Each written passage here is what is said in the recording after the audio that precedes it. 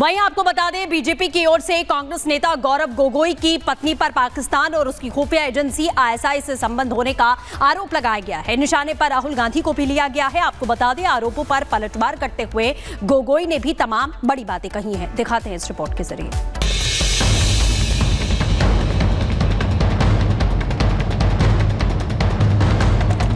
पति पत्नी और वो गौरव गोगोई, एलिजाबेथ और आईएसआई ये आपस में क्या कर रहे हैं? बीजेपी के गंभीर आरोप कांग्रेस सांसद गौरव गोगोई पर है, जिसकी शुरुआत असम के मुख्यमंत्री हेमंता बिस्वा शर्मा ने की थी। गोगोई पर आरोप लगाया कि उनकी पत्नी एलिजाबेथ कॉलबर्न के तार पाकिस्तानी खुफिया एजेंसी आईएसआई से जुड़े हैं। बीजेपी प्रवक्ता गौरव भाटिया ने आरोप लगाते हुए मामले को गंभीर बताया है और कहा कि गोगोई की पत्नी जिस संगठन के लिए वो काम करती हैं, उसे जॉर्ज सोरोस द्वारा फंड भेजा जाता है। गौरव गोगोई का उनकी धर्म पत्नी एलिजाबेथ का, जो कि एक फॉरेन नेशनल है, पाकिस्तान से आईएसआई से कनेक्ट, क्योंकि बताया जा रहा है कि ये अली तौकीर शेख नामक एक व्यक्ति हैं जो adviser to Pakistan planning commission है, उनके साथ काम करती थी। क्या ये सच है?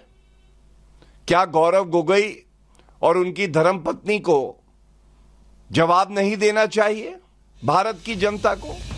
गोगोई पर जो आरोप लग रहे हैं, उसकी शुरुआत असम के सीएम हेमंता बिस्वा शर्मा ने की थी और सोशल मीडिया पर आरोप लगाते हुए जांच की मांग की थी। हेमंता ने लिखा था, पाकिस्तान दूतावास में भारतीय युवाओं को कट्टरपंथी बनाने और ब्रेन वॉश करने के आरोप की गहन जांच होनी चाहिए। गोगोई को आईएसआई से संबंध, युवाओं के ब्रेन वॉश करने और कट्टरपंथी बनाने के लिए पाकिस्तान दूतावास में ले जाने और पिछले 12 वर्षों से भारतीय नागरिकता लेने से इनकार करने के आरोपों के बारे में गंभीर सवालों के जवाब देना चाहिए। हेमंता ने जो सवाल उठाए, उसे लेकर बीजेपी प्रवक्ता गौरव भाटिया ने राहुल गांधी को भी निशाने पर लिया और पूछा, जब राहुल गांधी ने कहा था कि उनकी लड़ाई भारतीय राज्य के खिलाफ है, तो क्या गौरव गोगोई और उनकी पत्नी भारत को कमजोर करने की राहुल गांधी की योजना को आगे बढ़ाने के लिए आईएसआई के साथ काम कर रहे हैं? पति पत्नी और वो गौरव गोगोई, एलिजाबेथ और आईएसआई ये आपस में क्या कर रहे हैं? क्या ये जो राहुल गांधी की सोच है कि कांग्रेस और राहुल गांधी की लड़ाई इंडियन स्टेट से है, उसमें पाकिस्तान और आईएसआई की मदद ले रहे हैं? इन सभी आरोपों को लेकर गौरव गोगोई ने पलटवार किया है और कहा है कि अगर सलमान खान की पत्नी टाइगर जिंदा है की तरह आईएसआई एजेंट हो सकती है, तो मैं भी रॉ एजेंट ही हो सकता हूँ। आरोप केवल ध्यान हटाने के लिए लगा रहे हैं। यदि मोर पत्नी पाकिस्तान एजेंट तो मैं इंडियार एजेंट, यदि आईएसआई तो मैं रॉ एजेंट। तो धৰণৰ কথাখিনি सबे बुझी पाइसे, देखिए यार राजनीति यार सोमाय आछे। बहरहाल हर मुद्दों की तरह इस पर सियासत गरमाने लगी है। बार पलटवार का दौर शुरू हो गया है, लेकिन मामला गंभीर है क्योंकि देश की सुरक्षा से जुड़ा है। Bureau report, Republic Bharat.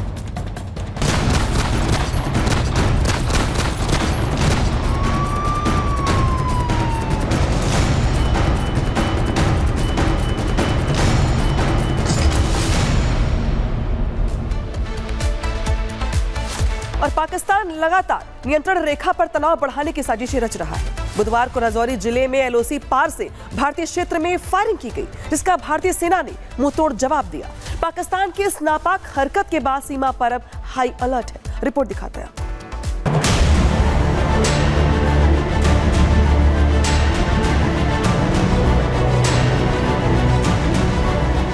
Pakistan ने जो बोया आज वो वही काट रहा है। दूसरों के लिए गड्ढा खोदा तो वो खाई में गिर रहा है।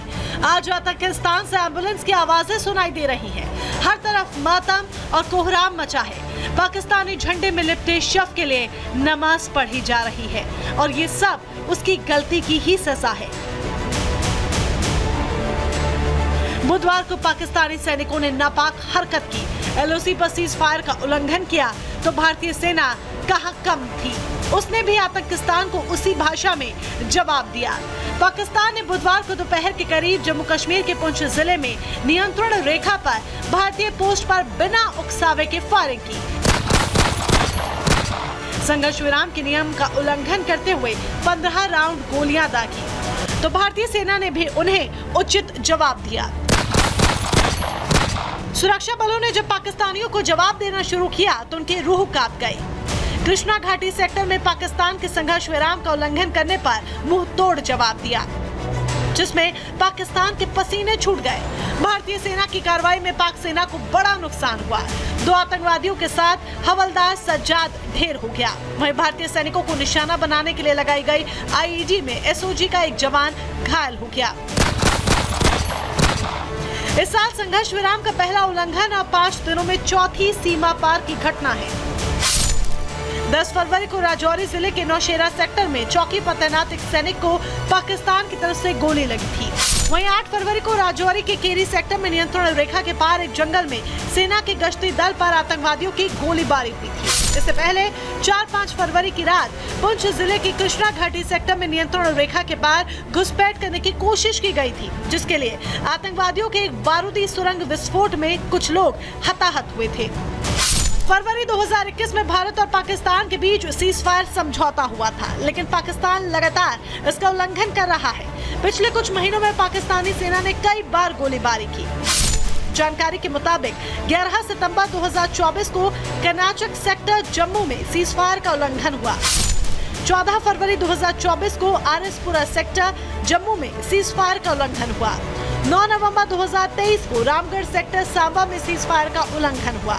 27 अक्टूबर 2023 को अरनिया सेक्टर जम्मू में सीजफायर का उल्लंघन हुआ। खुफिया एजेंसियों के अनुसार पीओके में जैश-ए-मोहम्मद, लश्कर-ए-तैयबा और हमास जैसे आतंकी संगठनों की बैठक हुई है, जिसके बाद भारत में आतंकी हमलों की साजिशें तेज हो गई हैं।